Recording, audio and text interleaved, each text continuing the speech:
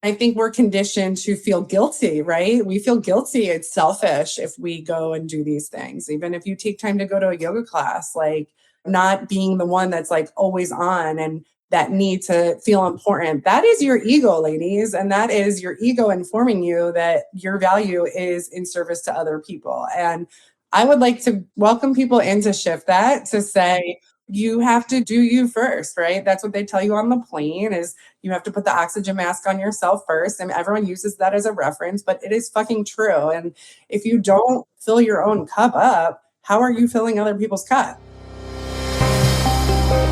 Welcome to Reclaiming Consciousness. I'm Elise Bassine, trauma and breathwork expert and creator of the Metamorphosis Method, the only methodology bridging the gap between spiritual healing and clinical trauma work.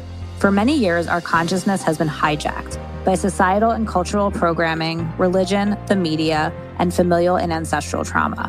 In this podcast, you'll discover my unique perspective on trauma healing and how it is the gateway to fully reclaiming your consciousness. You'll hear stories and teachings that expand your mind as you discover how every relationship challenge, business block, or limiting pattern is an invitation to reclaim the parts of your consciousness you unknowingly gave away. Get ready to go deep. Now let's dive in.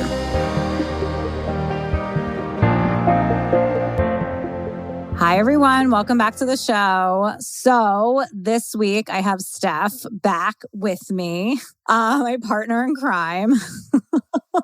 We've been percolating a lot behind the scenes and reflecting on our first Bliss retreat back in October. And now we're getting ready for the second one next week. March 5th. Next week. Let's go. Come join us. Yes. We had actually been meaning to do an episode after the first retreat to like reflect on the whole experience and everything we learned, but we didn't do that. But now we're doing it. And, we're just talking about the next one and just really like going deeper into like, what is this experience, what it means to us, and just kind of like, in terms of the retreat experience in general, what we think is so important about it. Because I think there's so many people doing retreats. There's so many different types of retreats. And I think it really just depends what resonates with you or what is important to you. And I think that's one of the things that we've been talking about and reflecting on. And I know for me, like, obviously I've been a part of retreats and there's things I love about planning and things I hate about it. But I think for me, this was kind of especially different because I was able to do what I want to do, but then also kind of like have a wider perspective of like, why did this work so well? What were the elements that were different than any other retreat that I've experienced? And then being able to kind of like, I don't want to say capitalize. I feel like capitalize is a weird word to say, but like grow those things or expand on those things or focus on. Optimize. Yeah. Let's start there. For you, like just reflecting on the first one, like what are some of your biggest takeaways as far as like what happened and then what you learned from it? That's a good place to start. I think less is more, right? I think that was like the big takeaway for me. And I was so excited to build the programming and, there was definitely space in it and rest time and playtime and sauna and hot tub. And I really wanted to encourage people to experience this space because it's so special and beautiful. And that is part of it, right? Just sitting in nature and sitting with other women and, having those sort of downtime moments as part of the programming.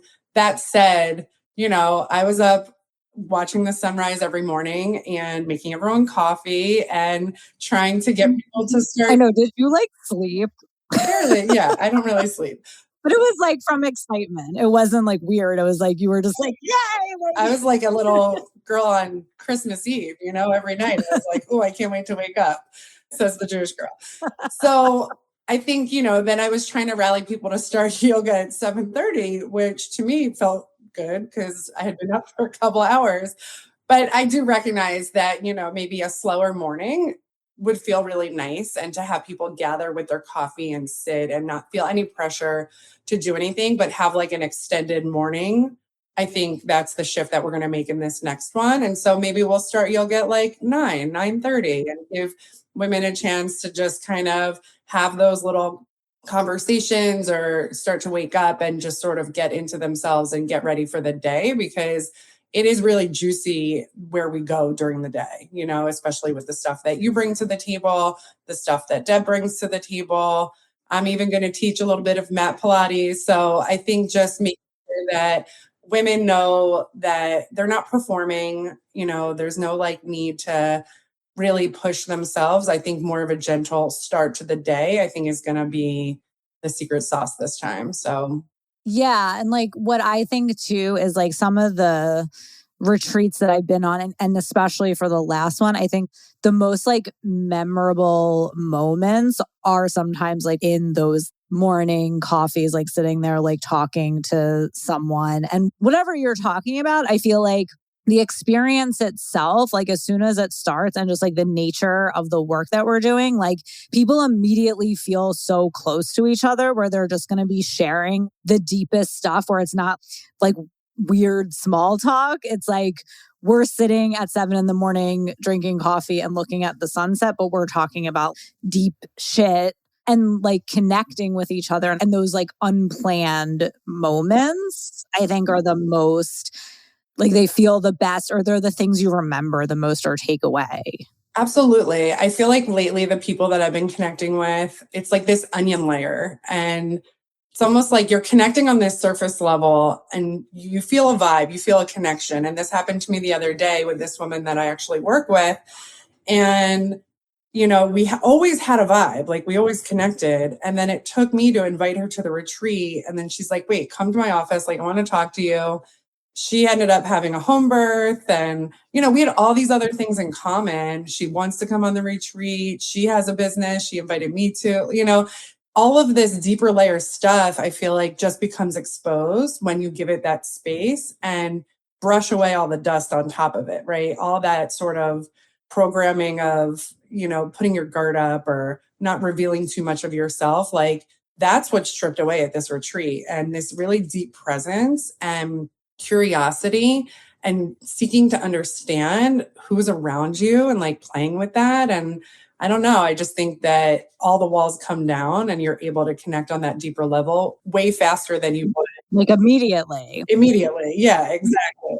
One of the things that not surprised me, but it was just a unique thing that I think for this retreat, that I was thinking about, was every single person was like so cool, amazing, like doing really cool things in the world, but also like the way that everyone kind of came together and like shared those things about them. Like it all just like fit together like these puzzle pieces or something. Like once you started talking to them, you're like, oh my God, you're so cool. Or like what you're doing is so unique, or you're so special, like in all these different ways. And that to me was really cool, because I feel like there was this way that like the group like gelled or fit together, that it was something that I never experienced before, honestly. That's really cool. Thanks for saying that.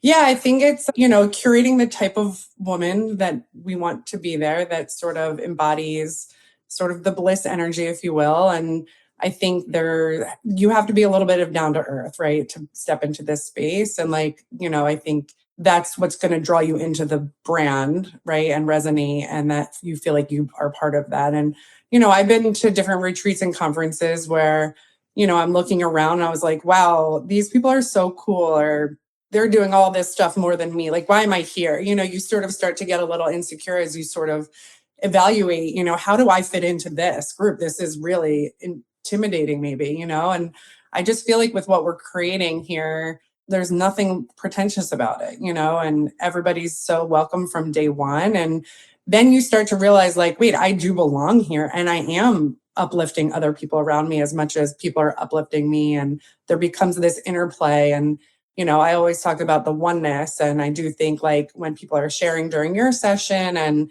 it's a really beautiful thing, because you really feel yourself as part of everyone else's story, because it always reflects something in you that maybe you didn't think about that perspective. And I was thinking about it when I was walking this morning. It's kind of like why we love movies and books and art, and right, we see a piece of ourselves in the characters that are portrayed.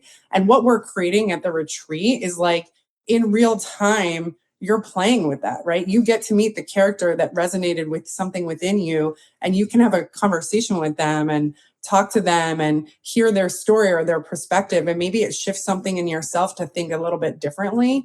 And that's really the intention of the space that we're creating, is for you to kind of come in and just be open to the idea that maybe the way that you respond to stress or your life or anything around you, maybe if you put a little bit of space in there and ask why was that my reaction? Why was that my thought? What is it coming through? And I think the work that you do of anchoring it to, maybe it's to something that happened in your inner child trauma, and start to deprogram that and see what overlaying that new energy has on how you engage with the world. I think it's like really fucking healing, and that's Yeah. the response. Like I've talked to people that came, like even months later. I talked to people last night, and this one woman was just like, I've continued to do the things that Elise taught me, and I see those triggers coming up, and I'm not responding in the way that I did before, and it's like this everyday practice that this retreat gave her in particular a space to sort of breathe and play with. And now it's just completely changed the way that she's living her life. And it's like so humbling to be able to receive that, because it's pretty profound, right? Like, Totally. Yeah, if you just think about just the time frame, it's like 4 days. It's like not that much time, right, you know? exactly. And what can be accomplished in that time. And even for me, like, and I always say this, like my certification students especially know I'm saying this nonstop, that like you should just work with clients because that's how you learn, right? You learn from working with people. But I too got so much out of that retreat and like working with everybody, because like just even people coming up to me in the interim and like thanking me or whatever, their reflection of me, where they were like telling me what they saw or how they perceived the experience, that adds another layer of like how I can understand my own work and articulate my own work. So like those things are so profound for me too. Like it's not like I'm just teaching everyone. Like every reflection that I get of how people absorb the work or how they're perceiving it or where they're kind of fitting it into their lives, that's something I take as like, oh, this is what I do. You know what I mean? So I can explain that, because I always say like 99% of the struggle of like this kind of thing is being able to articulate what you do. So like all of those things are so helpful for me, because it helps me to understand like the different facets of how this work impacts people, and to be able to do it in that short amount of time. That was profound, because Yes. it's like, okay, this can work in like a very short amount of time for people. I completely agree. And I think it's the presence that people come into the space with and really showing up for themselves. And it's an investment, right? People paid to come, and they're placing that investment in themselves. And most people had never done that before, right? And so what's the value that you place in yourself? How do you value yourself, right? And your self-worth, to know that, I'm going to take a leap of faith and do something maybe I've never done before. And I'm not going to be tied to the outcome, right? You're not getting like a tangible outcome. Like you're Right. coming and you're leaving with a Tesla car or whatever car there's no, like, maybe Tesla's not the best example, a Lamborghini. Okay. You're not like coming and getting something in exchange for it. You don't know what that is, right? You don't know what you're leaving with when you enter. And I think that's also part of cultivating and curating, calling in people that are willing to place a bet on themselves, regardless of what the outcome is and where it's going to take them. And like, I think on the last time I said, it's a lot of like, choose your own adventure, because you can take this where you want to take this. You can participate in the sessions. You can go sit in the sauna. Like, it doesn't matter to us. We're just creating a template for you to play in. And I go to a lot of like music festivals and psychedelic festivals and things like that. And I love a Mm-hmm. little playground, and I love a little adventure on my own or with a buddy. And doing something that I'm feeling called to do. There were people who jumped into the pond as like a cold plunge, and Yeah. and it was just like so cool to see, like, hey, I have this idea, I have this idea, okay, let's go do it together and laugh and have fun and be authentically themselves. And there was no consciousness, self-consciousness about it.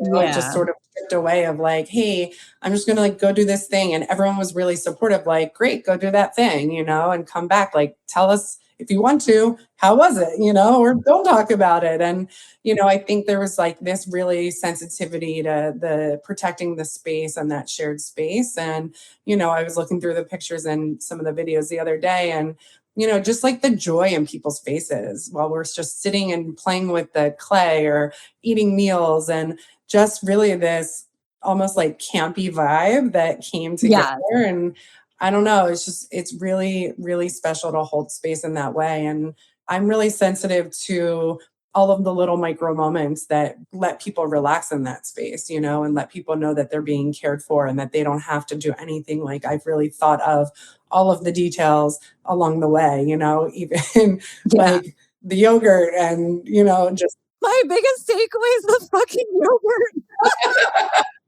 sponsored by Chobani, which is real. I got Chobani to sponsor, La Colombe to sponsor. And now these are like my breakfast every morning, by the way. It's so funny because I never would have chosen to drink these before, but then at the retreat, I was like, oh, it's like no added sugar, 20 grams of protein.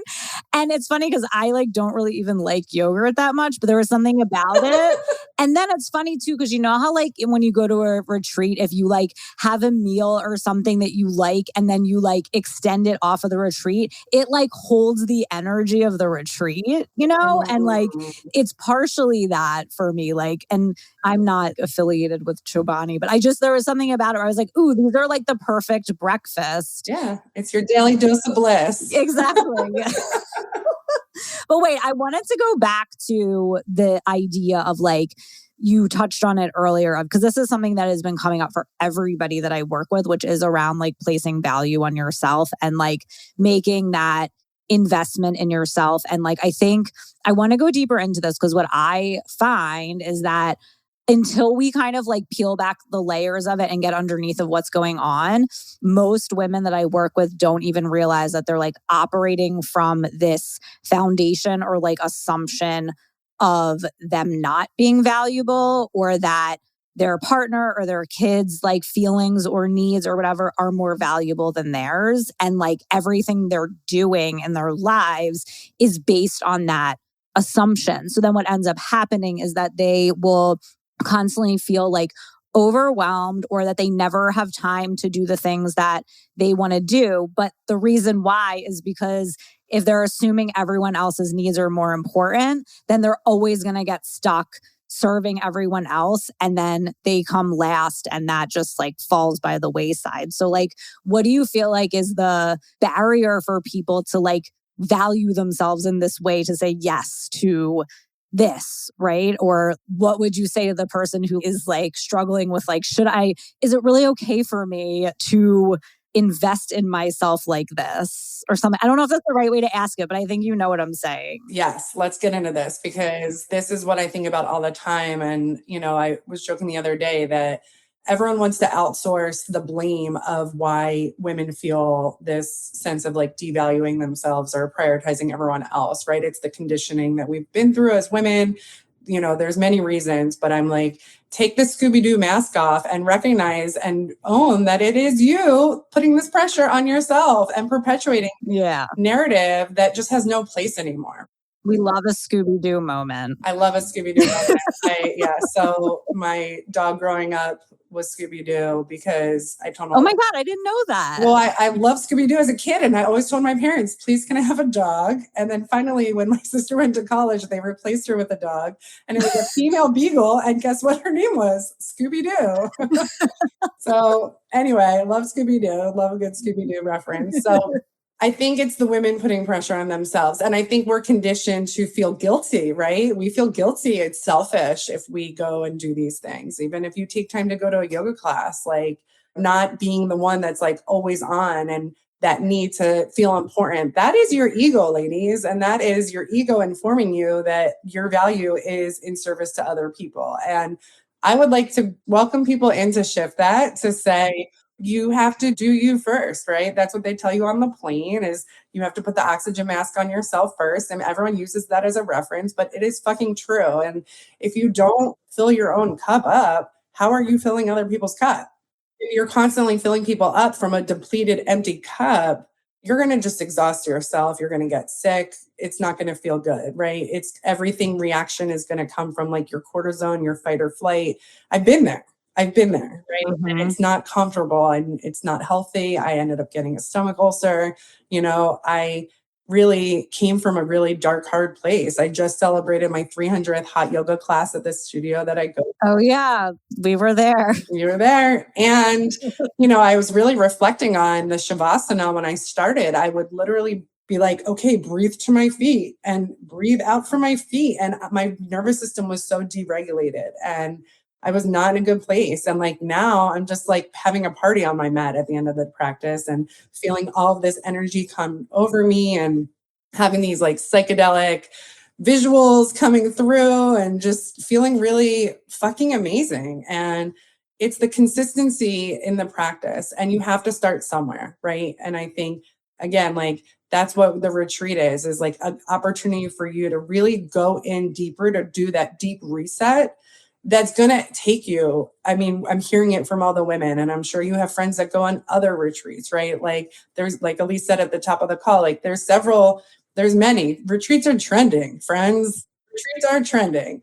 And Bliss Retreat is a retreat that you can go on. There's many retreats that you can go on. I'd love for people to just go on a retreat, whether you come on ours or you come on anyone's, because it's really about creating that space to really deeply pause and reflect. And for Bliss, it's shine back into the world. But you have to start to value yourself. And that is the head cracking open and the concept of this sort of guilt-free experience that you need to give yourself, because that is going to open up more space and give you more strength to tap into your inner knowing, right? I think we said this on the call last time, but it's the work that you need to choose to do. And if you're not ready to do it, then that's just where you're at and that's great, but it's an opportunity to really, I think, tether the thinking. Like if you're already percolating and thinking about it, right, then you need to place the bet on yourself and you need to trust that you're here to do big things and to create bigger things and really participate and live your life. I actually just went to Radiohead in London and everyone was like sitting and we kept wanting to stand. And there was this guy who maybe had a lot to drink in our section.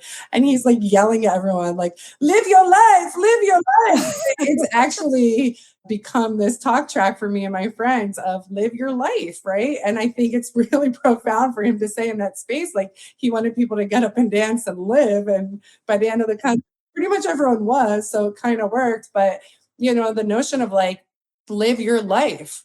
Like this is your life to live. You only get one. And if you're going to put off stuff until a time when the stars are aligning and everything's in this perfect place, like what if that never happens? Well, it's actually happening now. Like I've been saying this about the astrology we're experiencing right now with the Saturn Neptune conjunction in 0 degrees Aries is actually now when the stars are aligned. Like no, it is. That's what I sent an email about this last You week. heard it here.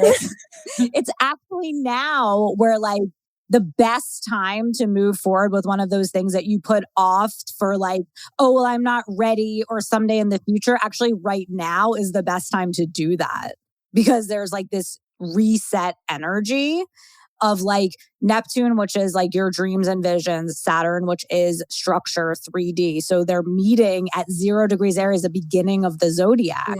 So that's your dreams coming into physical reality at a new beginning, a new story. Right. So it's like the best time to do that. The time is now. The time is now.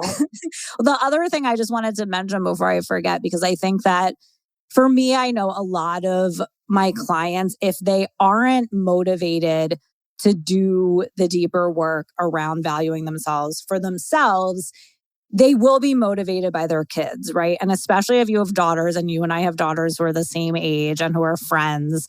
And when I think about like what I want to model to my daughter as far as like how to engage with the world, how to treat herself, it's not to sacrifice herself for everyone else. It's not to make everyone else's feelings more important than hers. So like to me, that's like a huge motivating factor of just like, do we want to continue to model to our daughters that this is like how women are supposed to be? Or do we want to like break the cycle? Yeah, I think that what I experience working in the corporate world, right, is I see just women in utter exhaustion and burnout constantly around me, right? And so, yeah, is that what you want to model, is coming from this place of really like deep exhaustion? And then how do you spend your time when you're not working, right? Are you just recovering from that? Or can you thrive, and can you take each day and start to decide how you want to respond? And look, there's a lot of pressure out there. I'm not trying to shy away from the pressure. I have a high pressure job too, but I think it's sort of that grace that you can bring into how you work, right? And how you respond and how you pull people in and how you communicate and start to really weave this new energy into that. And it's not an instant on, right? This is work that it takes time to develop and time to grow. And I do think, calling women in their 30s and 40s and 50s, when they're in this time of sort of this bigger reset of, I think the word grace is coming up, in my head. And like, how do we want to sort of navigate this next part of our lives, right? We've spent our younger years trying to prove ourselves and our jobs and what we do and how we make our income and, what we represent in the world and, having fun and partying and all that stuff. And so now, yes, we're moms or we're career women or we have our own business. And I think it's hard out there. The economy is hard, right? And so I think it's even more important now to focus in on what's the gifts that you're uniquely bringing. Yeah. How do you attract people and pull people in and connect with people and start to play into that? And because I do think a lot about what we are remembered by isn't what we did, but it's how we did it. How did you make people feel in part of that process, right? And I think that's really more important than whatever invention that you can invent. I think it's really like the quality of the experience that you're giving to people. And so Yeah, your relationship. how do you look in the mirror today and think about like, how do I make people feel? Do I make people feel good? Do I make them uncomfortable? Like, it's good to be self-reflective and, did I want to say that thing? But really, what was that thing that you said? Where did that thought come from? Right. And I think if you start to unwind it that way, why did I have that response? Where did that response come from? And then I said it and that person felt uncomfortable, and start to reverse engineer, well, why am I even having this thought? Where is that coming from? And that is like, I think, work that you can do in meditation and work that you can do in yoga. And I think, again, anchoring it back to the retreat, it's just a bigger space to play and sort of start to unwind, right? And so I think there is a flow to the weekend of unwinding and then rewinding. It's really this really beautiful like reverse bell curve of how you want to engage. Yeah, it's like deconstructing and then like reconstructing of like how you're going to be in the world. I Exactly. wanted to ask you too, because I feel like this is something that comes up for so many people I work with, which is if you have a corporate job, this happens to a lot of women, like they have a corporate job or whatever, and then they want to start a business and they start a business maybe, but like their first instinct is to like compartmentalize the two, where it's like, okay, I have to like do the business over here and then my corporate over here and like not talk about it because they feel like afraid of what people are going to think, or they feel like there's shame or they're not allowed. And I feel like you didn't really do that. You talk about it at work. People at work know what you're doing. How do you feel like you navigated that? Because I feel like a lot of people have so much trouble with that. And I'm like, no, no, no. It's just one thing. Like you're one person. Like it's all you? Yeah. I mean, I'm not competing with what my business for my corporate job. I'm not competing in that space. So, from like a legal perspective, I'm good. And I actually was a little nervous in the beginning.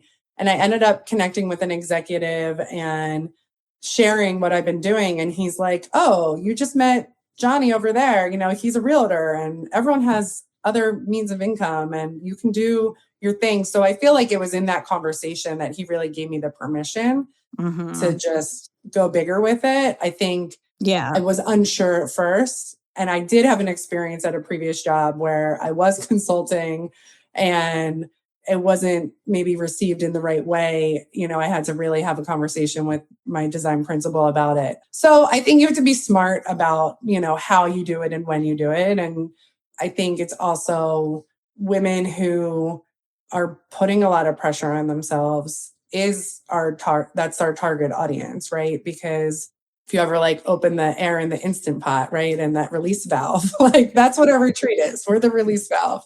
I Yeah. think it's really important to sort of call in women who are really putting a lot of pressure on themselves to hold their hands to say, we're here and we see you and invite them into the space. And so I think experiencing the first retreat and just really understanding how people left and how people continue to start to elevate in their lives really motivated me to deeper connect with working women and understanding the corporate pressure. And it's not easy and it can be exhausting, it's demanding, it's the way that decisions get made and watching how big corporations operate and then they don't know if that organization structure is the right thing. And so I've been a part of a lot of reorgs and restructuring and different leaders and then you're on this leader and so you have to be really resilient and you have to really take the change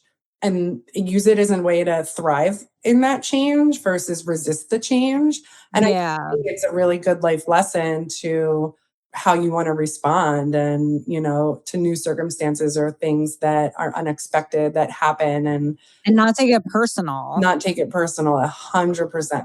Well, and I think the other thing that I always see people too worrying about is like what other people are going to think or people are going to judge them or whatever. But like, I know for me that like when I started my business, pretty much everyone was like, oh, obviously, like that makes sense. And I feel like it's the same for you too. Like, I'm sure anyone you work with that knows you and they hear that you're doing that is like, oh, well, that's the perfect thing for you to do, obviously. Like, and I feel like that usually happens because if people know you, Yeah. whatever you're doing, they're going to be like, oh, yeah, Yes. weren't you already doing that? Or, they just assume it's just so natural for you to do that. It makes so much sense. Yeah, it's really funny because in the corporate world, they love like a personality test. And so a couple of years ago, we did this one and it was on this circle, and everyone on my team, there was like 30 of us, right?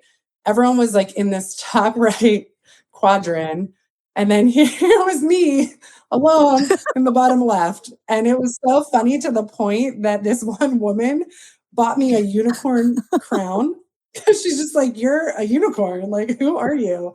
And I think that is how I show up. I bring humor, I wear color, I try to just show up authentically me and I want to give permission to people around me because yes, you do have to be polished. You do have to have executive presence and I have those skills, and I know how to turn things on and turn things off.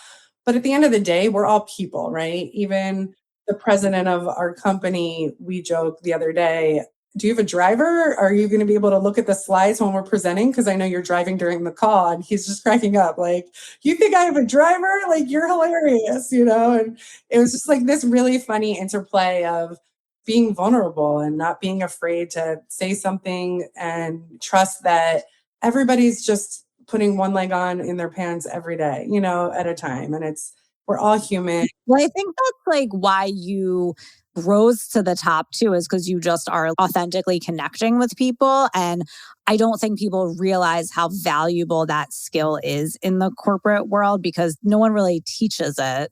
They Right. just teach you that you should like do what you're told, not like rock the boat. But the people who are able to create authentic connections and still show who they are and are good at what they do, that's kind of like you have to be able to stand out in that way. Yeah, thank you. I think that is what separates me and something that I try to teach my team. It's really trying to think about how you connect with people and also uplift them, right? And someone on my team yesterday, she was like, I love how you always give me an opportunity to shine. And like she appreciates that so much because there's so much ego out there and people need to feel that sense of worth and they're outsourcing it. And I think going back to what we were talking about in the beginning, I do think that we outsource our value, right? We want other people to tell us we did a good job. And I used to be one of those people. I love positive reinforcement.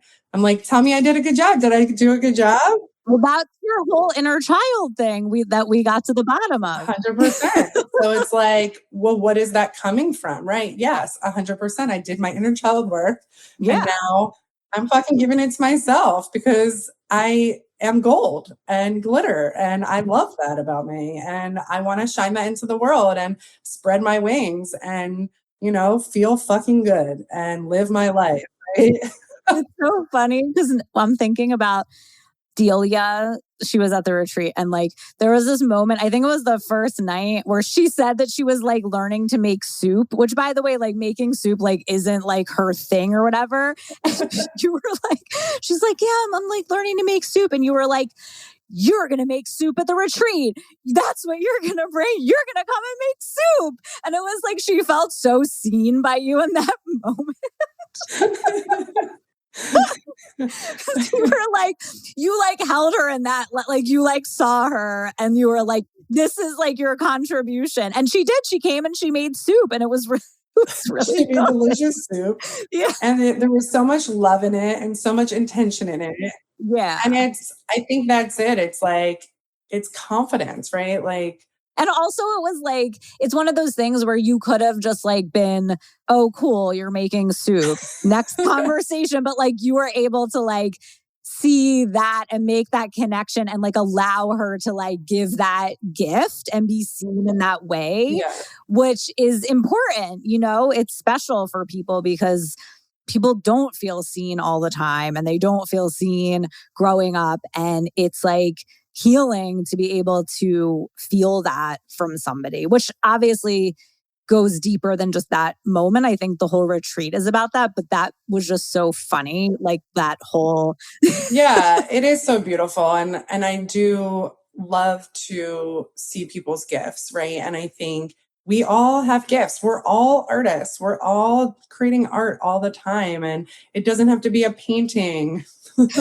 And, you don't have to have something like tangible. Your art could just be the way that you listen, right? It could be something so simple. And that's where I really want to inspire people to inventory, like, what is your art? What is your gift? And let's share that with the world. The world deserves to receive that, right? Like, you're the only one holding yourself back.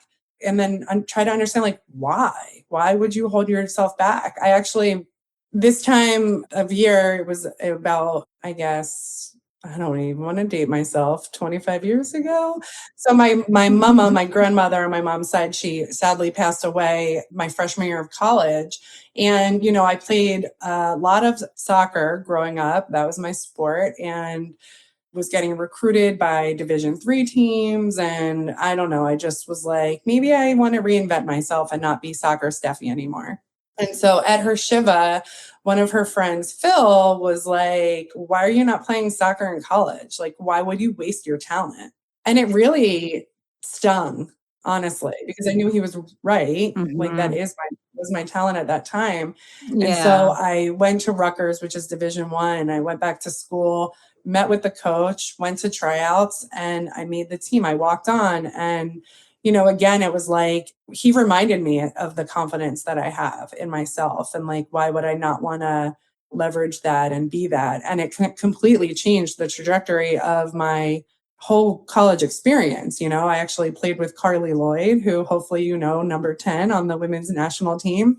Shout out to Carly. She's amazing. But now when I tell the story that I played with Carly Lloyd, it's really prestigious and really, I did that. I pushed myself. Maybe I didn't get all the playing time that she got, but, I was there, I was on the team traveling, and really just, it's about confidence and reminding who you are and what do you want to be. And it wasn't that I didn't want to be soccer Steffi anymore, but I think there was more information that I needed from that experience to take into the world. And I got so much out of that. I always talk about how when my dad taught me to play softball growing up, because it was very intense, like I had to we went very deep and practiced a lot. And I always tell the story of I had to get up every morning before school and practice my swing. And my dad used to record it on VHS. And then we would watch my swing frame by frame and make sure it was exactly right. But every time I talk to somebody who was really good at a sport and put time in to be really good at a sport, I feel like that is such a parallel that translates to being successful at anything, because it shows you the value of putting in time incrementally, where you don't see the result right away, you don't see the fruit right away, but you know that over time you're going to. And I feel like if I didn't have that experience, I wouldn't have been able to create what I've created in my business, because I did it just shows you that discipline and wherewithal. Mhm. And I see it with everybody that I work with if they bring up that they played a sport, I always make the parallel, not only with business, but even with doing personal growth work, Yeah. because you need to be able to understand that you're not going to see a result immediately, but over time you will, and understanding the value in that, I think it's so important. I love this conversation because it is an athlete mindset. And I do think that that's something that separates some people from other people, especially in the working world, right? I think of Kobe and the Mamba mentality, and I think all of that mental toughness, I think that is what life is about, right?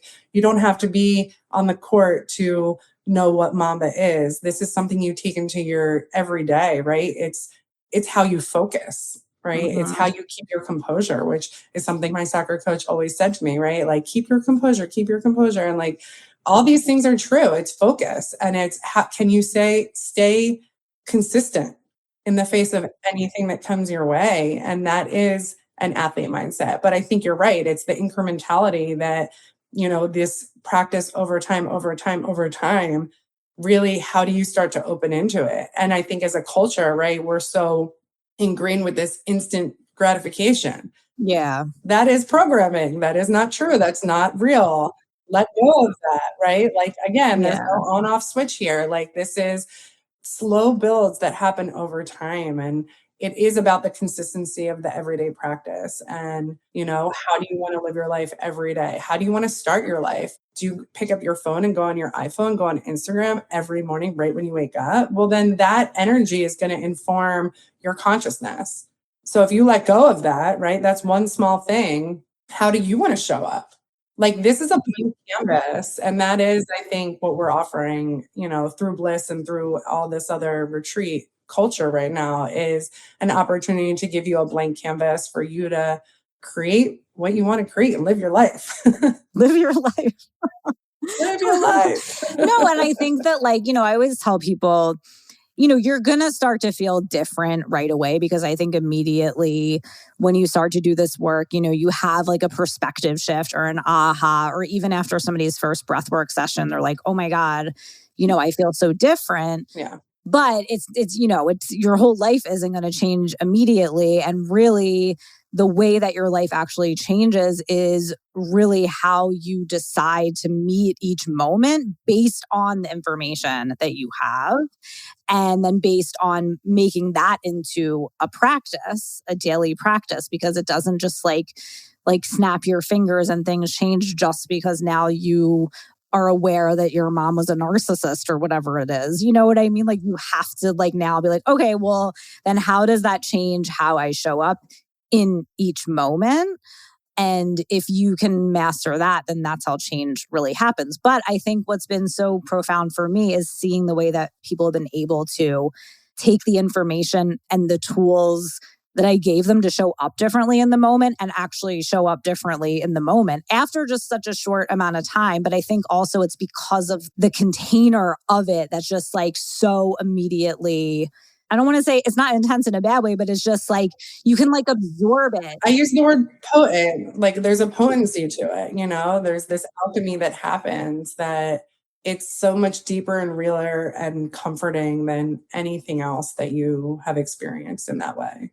For sure. And I think there's something about the type of women that like you bring together or attract. I think I was talking to Ed when I was like, if Steph is somewhere, she's gonna like find all the people and like connect them. She'd be like, "Oh, you should meet her." Like, and you do this, and you like you're like so good at seeing people Thank who you. not only should meet, but like connecting with these things that people do or the things that you like see about people. So I think that way you were able to like bring people into the space that all would naturally feel connected or had something really unique to bring. So I think for that reason, it just created this like energy of cohesiveness pretty much like immediately. Thank you. Yeah, I feel like I often get from people like they feel like they've met me before, they feel like they know me, and I think it's just like this warm, safe energy that I like is who I am, and I think it like allows people to open up. Oftentimes people are like, I've never told this to anyone before, but I feel like I need to tell you. And I'm like, okay, great. I'll receive it and hold it. And, I feel like that trust is something that I've always experienced. I think it's an openness too. Like, I think you're open to people in general. I'm open and I've also gone through some really fucked up shit. So I've seen some dark shit. And I think it just makes me really humbled and aware that we're all holding stories and many layers to it. And, I just am genuinely curious to try to get to that deeper onion layer. Nothing that people say weirds me out or freaks me out. I just feel like I've heard a lot, I've seen a lot. So, like, just share it, get it out because it needs to get out, right? Like, I think we hold on to what we perceive as our truths because we don't think it's going to be received or it's not safe to share. And holding on to things and working through things on your own is unhealthy. Well, yeah, because you can't really necessarily work through things on your own. Like, yes, in a way you can, but also if there's no like container to get support and kind of like be held in working through things, like it's really hard to really see that on your own. And until you get the reflection back from somebody else, you're not going to be able to see it in the same way. Yeah. That's just not how it works. So I feel like you have to be able to share. And I always say to people too, because people will always say to me, like, oh my God, is it okay? I'm like dumping all this on you. And I'm like, listen, I can already feel it. So it's more comfortable for me that you say it. Because if you didn't, then I would be uncomfortable. So please just fucking say Right. it. Yeah. Or I think that people hold on to things because they think they know the outcome that somebody's going to tell them. Like I had a friend and she was like, I was like, why don't you go to therapy? Like you have, a bunch of kids and, you're working and you have a lot going on here, like, why don't you have therapy? She was like, well, the therapist is going to tell me to divorce my husband. Like, well, And I was okay. like, okay, that's like one potential outcome, but like, is that what you think you need to be doing? And like, she's not divorced and she's happily married and actually has like a new way that she's connecting with her husband, and it's beautiful, But I think when we're in these moments, we think we know, and I think that's very tunnel vision. I think it's the fear of losing something too, because I think that's a common thing because people will come to me and be like, do you think I should divorce my husband or whatever it is? And I'm like, that's like an irrelevant question to me. Because first of all, I don't tell people what to do in that realm. And I also think that when you do the deeper work, your relationship will shift or you'll have clarity on what to do. But I think that people assume that when they do the deeper work, they're going to lose something. So it's either going to be like their relationship or their friends or whoever. So it's like that's the fear of going there is like, oh, well, I'm going to have to divorce my husband or I'm going to have to like, Right. I'm going to lose my friends or whatever it is. Well, if you've read any Eckhart Tolle, right, it's the pain body. So it's like Yeah. that pain body becomes their security blanket and they want to hold on to it because it has their identity, right? Oh, I'm the girl in the marriage that, is lacking this thing and, that's my identity and I'd rather just be that than put this blanket down and go live my life. And I think it's that pain body of what he talks about in his books and his work is, releasing that. And then, like I said, like having the blank canvas to just go be who you want to be and decide. And you don't have to have that to be part of your identity, that shame, that guilt, whatever emotion is attached to it. Like you can actually go and be free and live your life and not be weighed down by it, right? It becomes like a physical tattoo or physical quality that people hold on to. And Yeah, like an identity. yeah, it's not to devalue the experience that you went through and the trauma or whatever it is, like that can be part of you. And you don't have to have that as the imprint of how you live your life every day. Two things can be true. Well, I think also people get afraid to let go of it because then they think it means that that was okay, or it's saying that whatever happened to them was okay. And it's not. Right. It's just a matter of like, okay, this happened, but like, this is how I'm moving on from it. It doesn't have to mean that it's okay or that you have to forgive the person that did something to you. You don't have to. You can still move on. Right. And that's like a thing that I think holds people to that. I know we're coming up on time here, so let's just kind of like recap. And then I know we have a couple more spaces open for the retreat. So let's just talk about that for a minute too. Yeah, amazing. I think, what we talked about today is really inviting people to spread their wings, right? And fucking fly because you deserve it, right? And you deserve to invest in yourself to feel good, to live your life. And it's about feeling free and feeling free to be you, to be received, to be seen, to be heard, and to be comfortable. There's something really powerful, not to interrupt you, but I see this all the time in like having other people hold you in like the vision you have for yourself. So it's not just you seeing that and trying to like embody that, but like when other people see you as that, it's a lot easier for you to step into that more quickly. And I think there's like such a power in that. Right. And I think it's almost like you're making me think of like if you picked out my outfit and you're like, oh my God, I think this would look really good on you. And then I'm like, oh my God, that does. And I feel really beautiful and really like glowing. And I like that, and then you start to have this different confidence as you go into the world. And I think that's the biggest thing I want to help people understand is that, yes, you can be confident in your life today and there's more for you to explore. And so that's what we're inviting you into. We have pelvic floor yoga with Deb. We have all of the amazing breath work and inner child trauma healing with Elise. Like I said, I'm going to do mat Pilates. We're going to do some art at night. We're going to have really delicious, nutritious food. There's going to be a gift bag with sponsored gifts and things like that. There's a 9-person hot tub. There's a wood fire sauna. There's gorgeous vistas, beautiful sunrises, beautiful sunsets. The grounds are spectacular. The bedrooms are gorgeous. The space in and of itself is like just so comfortable and luxury. So shout out to Silent G Farms in North Lake, Yeah. New York. It's like idyllic. It's like so luxury and beautiful. And it just really makes the space that much more elevated. And that's really the brand, right? It's like this elevated experience for you to come and reflect and breathe and pause and then go shine in the world because we want you to spread your wings and share your gift with the world.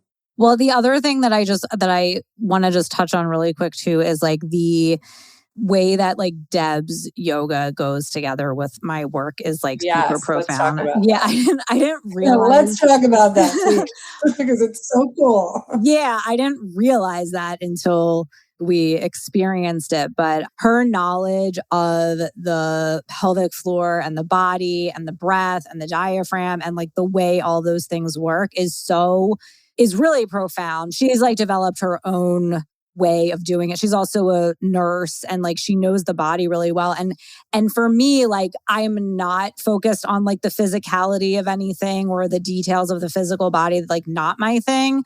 For her to come in with that and like set the tone of like how to breathe and like be in your physical body and understand the mechanisms of the physical body before you do something like breath work and like releasing trauma, that is like really profound and really important. And it just adds an element of like depth to the whole thing that is really powerful. I think that's so well said. I almost have nothing to add to that because that was so perfect. But yeah, I think Deb is so wise in Yeah, she is. how, and she's so obsessed with like the science behind like the movements and the breathing. And I think that was the thing that people kept coming up to her and they're like, oh my God, I've been breathing my whole life, but like I wasn't breathing the way that you just told me. Like this is such a shift. And I think like you're spot on. I think the intention that she puts into what she does and the messaging and her lived experience and her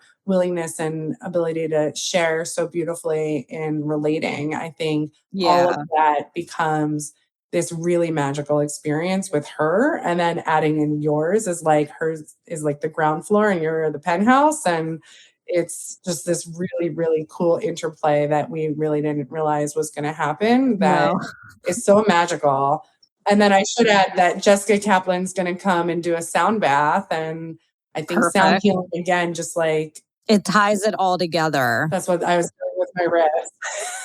Yeah, and helps you really integrate. I feel like there's something about the sound that I think really helps you Yes. integrate. And that is something I appreciate about Deb too, is she's, like you said, obsessed with that. Like, because I get obsessed with what I do too. And I feel like there's a quality of like you have to be obsessed with whatever it is that you do, because like you have to have that element of like a little bit crazy to like take it where you want to take it. And I appreciate that about her so much, because I am like that too. And I just feel like it shows that she's like such a solid practitioner. Yeah. And for me, I mean, that's why you guys are such critical elements of this experience because, that's the intention that I'm putting in is like bringing in other women who are so obsessed, right? And then we can all be obsessed together. But it's this like tenacity that we have to really try to turn people on and do it in a gentle way and an inviting way and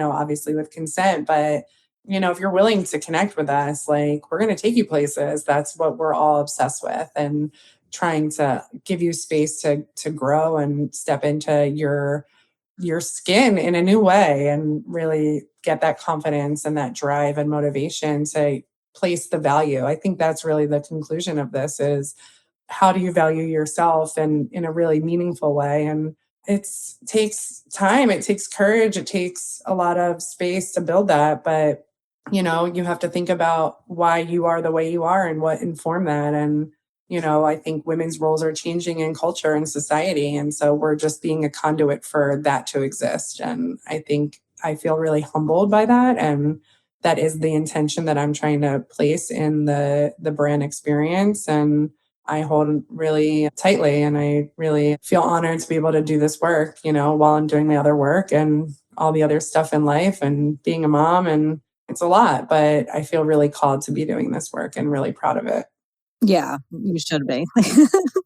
Thank you. And we'll link everything below to reach out if you're interested in joining us. Like I said, I think there's a couple more spaces available, so we'll link everything below. Thank you so much. I'm sure we'll have you back on again, but thank you for being here. Thanks, Elise. Thanks, everyone. Peace. Thank you so much for being here. Don't forget to follow the show on Apple or Spotify, leave a review, and share the show with your friends who you know are yearning for this type of content. When you leave a review, send us a screenshot and we'll send you a $250 credit that you can apply to joining anything new in my world. You can stay connected with me by following me on Instagram at Elise_breathes. Make sure you download my clear trauma cheat sheet at EliseBreathes.com. See you next time.